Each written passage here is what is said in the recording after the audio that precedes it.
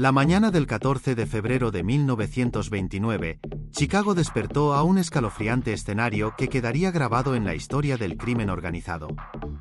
En un oscuro almacén del vecindario de Lincoln Park, 7 hombres yacían muertos, víctimas de una brutal ejecución. Este evento, conocido como la Matanza de San Valentín, marcó un punto de no retorno en la guerra de pandillas durante la Prohibición y dejó una huella imborrable en la narrativa criminal de Estados Unidos. En este vídeo, desentrañaremos los hechos detrás de esta sangrienta masacre, explorando las tensiones, traiciones y rivalidades que culminaron en una de las más infames masacres del siglo XX. Chicago, años 20. La Prohibición ha convertido a la ciudad en un hervidero de actividad ilícita, con bandas rivales luchando por el control del lucrativo mercado del alcohol. Entre estas, dos destacaban por encima de todas: la organización de Al Capone y la banda de Bugs Moran. La violencia y la corrupción eran moneda corriente, y la policía, en gran medida, estaba en el bolsillo de los gánsteres. La tensión entre Capone y Moran había ido escalando, con ambos líderes buscando consolidar su poder y eliminar a la competencia. El almacén de la calle North Clark, donde ocurrió la matanza, era utilizado por la banda de Moran para contrabandear alcohol. En la mañana del 14 de febrero, 7 hombres se encontraban en el lugar, realizando lo que parecía ser una operación rutinaria. Sin embargo, lo que no sabían es que una trampa mortal estaba a punto de cerrarse sobre ellos. 2 hombres vestidos como policías ingresaron al almacén, seguidos por otros 2 hombres con trajes y corbatas. Los falsos policías ordenaron a los presentes alinearse contra la pared, simulando un arresto. Sin sospechar, los hombres obedecieron. Lo que siguió fue una lluvia de balas. Los asaltantes abrieron fuego con ametralladoras Thompson, disparando sin piedad. En cuestión de minutos, 7 hombres fueron brutalmente asesinados. Las víctimas eran miembros y asociados de la banda de Moran: Peter Gusenberg, Frank Gusenberg, Albert Kacheyek, Adam Hayer, Reinhard Schwimmer, Albert Beinsank y John May. Frank Gusenberg, aunque gravemente herido, sobrevivió lo suficiente para ser interrogado por la policía, pero en un código de silencio propio de los mafiosos, se negó a identificar a los atacantes.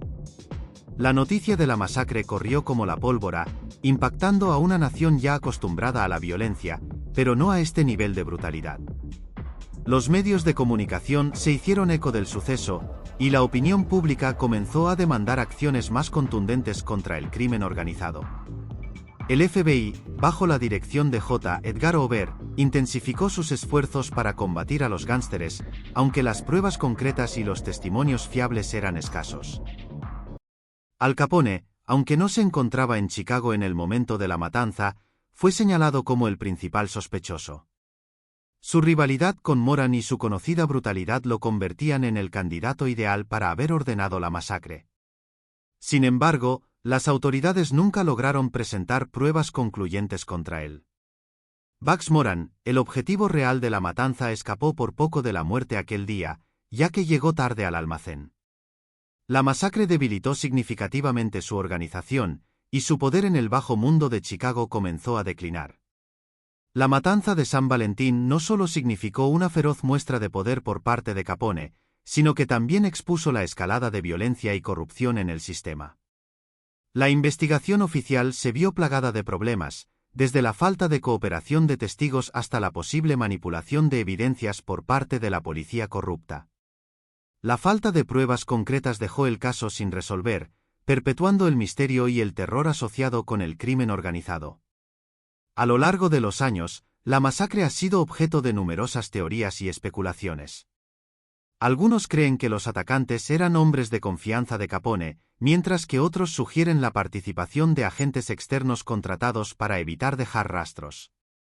La verdadera identidad de los asesinos y los detalles precisos de la planificación y ejecución del ataque permanecen envueltos en el misterio. Este sangriento episodio de la historia de Chicago dejó una marca indeleble en la ciudad y en la cultura popular. Ha sido representado en numerosas películas, series de televisión y libros, perpetuando la leyenda de Al Capone y los días oscuros de la Prohibición. Sin embargo, más allá de su impacto en la cultura, La matanza de San Valentín es un recordatorio de los peligros del poder desmedido y la falta de control sobre las fuerzas del orden. Hoy, el sitio del almacén en North Clark Street es un pequeño parque, un lugar tranquilo que contrasta con el violento pasado que una vez albergó. Aunque el edificio original fue demolido, la memoria de la masacre persiste, recordándonos la oscura y sangrienta lucha por el control durante uno de los periodos más turbulentos de la historia estadounidense. Las repercusiones de la matanza de San Valentín no se limitaron solo a los bajos fondos de Chicago. La brutalidad y la frialdad del ataque resonaron en todo Estados Unidos, intensificando el escrutinio sobre el crimen organizado y el imperio de Al Capone. Los ciudadanos comunes comenzaron a exigir más protección y acciones más duras contra los gánsteres.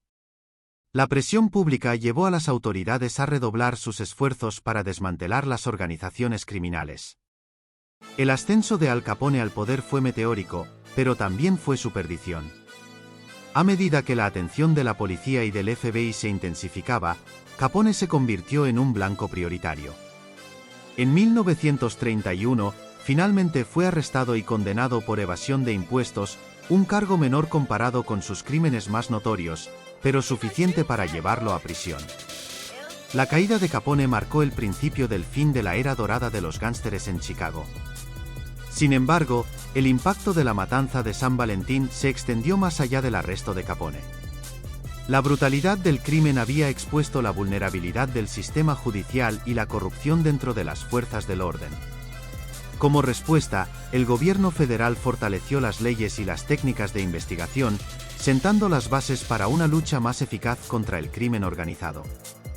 A pesar de los esfuerzos para limpiar la imagen de Chicago, la ciudad continuó lidiando con la violencia y la corrupción por muchos años.